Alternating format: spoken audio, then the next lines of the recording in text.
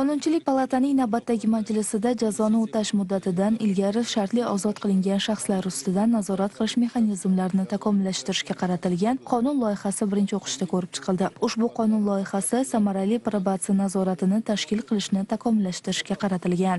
Jinoyat kodeksining 73-moddasiga jazoni o'tashdan muddatidan ilgari shartli ozod qilingan shaxslar zimmasiga ular ustidan nazoratni amalga oshiruvchi organlarga vaqti bilan kelib ro'yxatdan o'tib turish majburiyatini yuklash. Bu toifa shaxslarning xulq-atvori ustidan nazoratni amalga oshirish mexanizmlarini nazarda tutuvchi Jinoyat ijroiya kodeksiga yangi 28 prim probatsiya nazorati ostidagi shaxslarning majburiyatlarini ko'rsatish, sudga taqdimnoma kiritish tartibini belgilash, probatsiya nazorati ostidagi shaxs ustidan nazoratni tugatish nazarda tutilmoqda.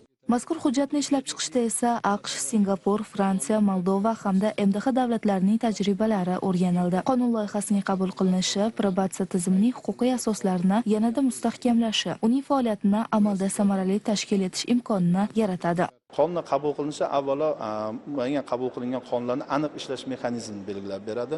Jazoni o'tashdan muddatdan ilgari shartli ozod qilingan shaxs bilan uni xulq-atvori ustidan nazoratni amalga oshiruvchi organlarning vazifalarini, majburiyatlari va amalga o'sha faoliyatidagi o'zaro munosabatlarni aniq tartibga solib beradi.